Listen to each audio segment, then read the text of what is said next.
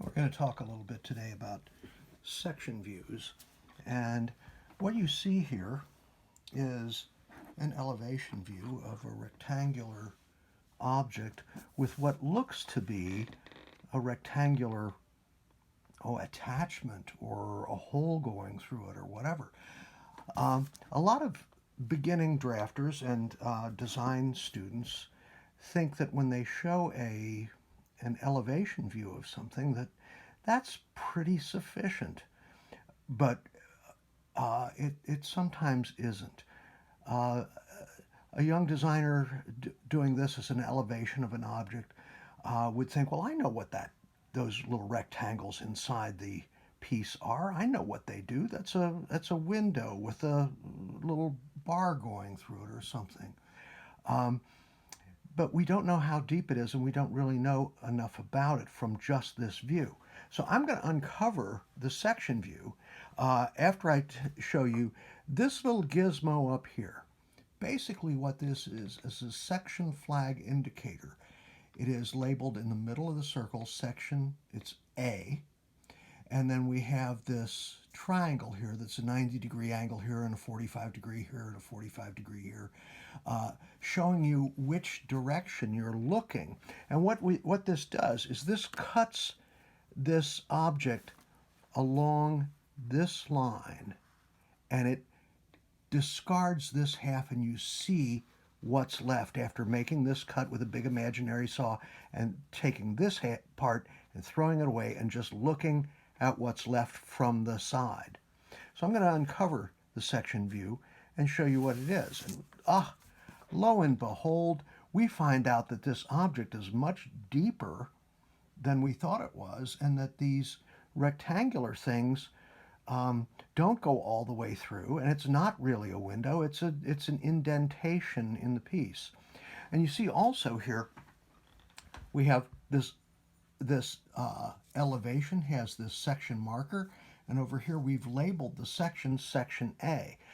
We're also filling this section view with what's called section lines, and section lines are drawn as thin, crisp lines, thin, dark lines, sharp pencil, and of course the outline is all object lines.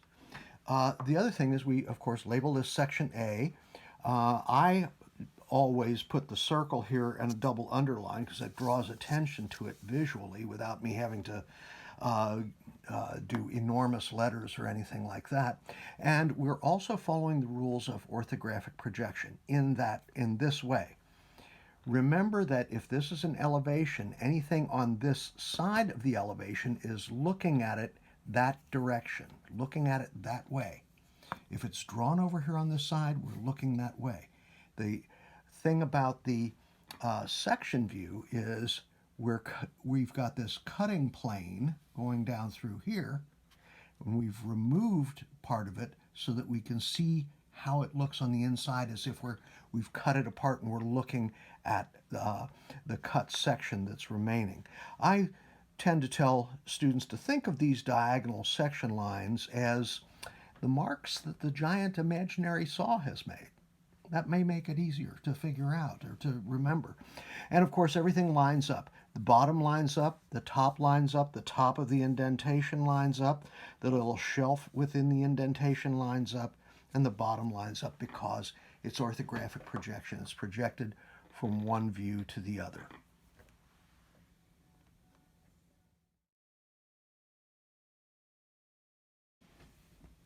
Now, here is another way of making a cutting plane, and in this case I've drawn the same object or the same elevation.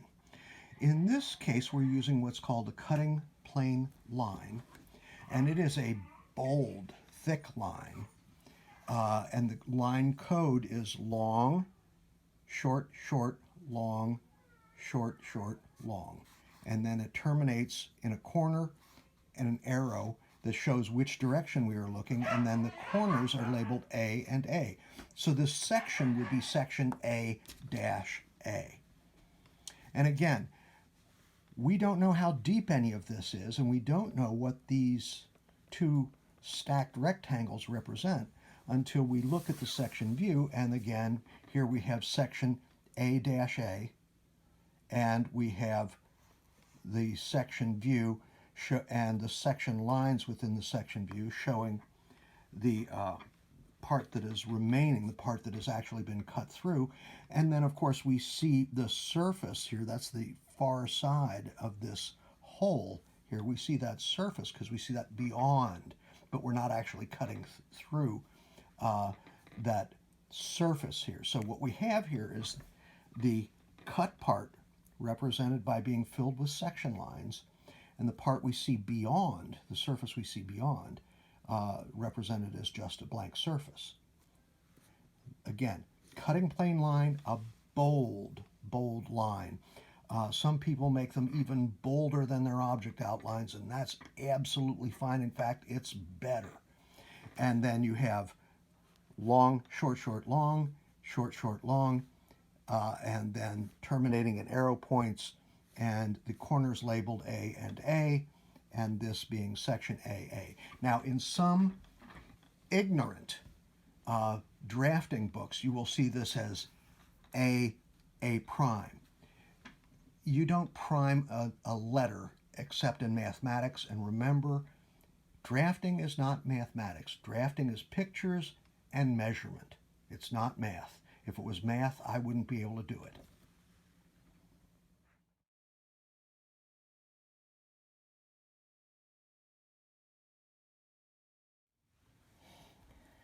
Now, sometimes you will run into the need for what we call an offset section. And this is a great time to use that cutting plane line that is drawn as a very nice, fat, bold line, and it's long, short, short, long, short, short, long, short, short, etc. If you have two features on an object and you want to show them both in a section, but they don't line up, what you can do is this offset section. Basically, the cutting plane, the plane of the cut, goes down, and then in where nothing is happening, it moves over and then goes down through the other part, so that I can show both of these features in the section view. That's helpful because in the elevation view, I don't know if this is a hole that goes all the way through and this is a hole that goes all the way through, or if this is a raised block that is 2 inches thick and this is a raised block that's a foot thick. I don't know any of that except what it looks like. So I can use the offset cutting plane. Again, the offset goes in an area where nothing else is happening. So it's long, short, short, long, long, short, short, long. We have the section AA, or B, or CC, depending on how many sections you have on that particular sheet of drafting, and terminating in arrow points and looking that direction as in orthographic projection. Now let me uncover the section view and you can see that, oh, look at that. This part is protruding from the object, and this part is indented into the object, and this one doesn't go all the way through. Again, what we're cutting through, the solid areas that we're cutting through, are indicated with thin, dark section lines, and what we see beyond is just plain. Of course, we're seeing the edge of the object beyond, and we're seeing the surface, which is this surface of the inside of this piece. We're seeing that right here. Again, labeled section AA. So it's very straightforward. This is the offset cutting plane. It's common in sections, and when you do an offset cutting plane, you pretty much have to use the heavy, dark, long, short, short, long cutting plane line.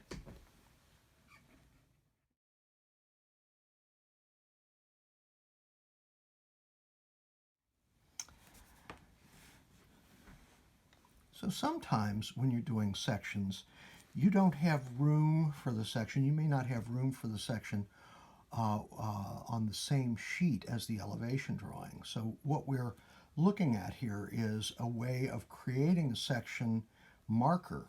And this is the same section flag we've seen before, except the circle has a divider in the middle of it, and up here we have B3. This is section B, and it's shown on page 3. So we have this elevation, and over on page 3, we would have this section labeled as B3. And it's a section of this. It's not orthographically projected because it's not on the same piece of paper, but it is a true section as if we were cutting through here. And this is what you use, the divided section bubble, complete with the section arrow showing which direction you're looking. But the divided section bubble is a way of identifying a section when it's on a separate sheet of paper. I tend to avoid putting sections on separate pieces of paper whenever I can as a practice in drafting scenery, because I really want things to be a little bit easier, and it makes it easier if to my eye, and to the shops that I work with, makes it easier if the section view is on the same sheet as the elevation view. However, it's not a rule that you can't do it. It's just I tend to avoid these out of convenience. This is totally acceptable and internationally understood. Here's the section indicating the cutting plane that goes right down there. We cut it with the saw, remove that part. We're looking that direction, and over on sheet 3, there is section B, sheet 3. So section B3, and over on sheet 3, section B, sheet 3.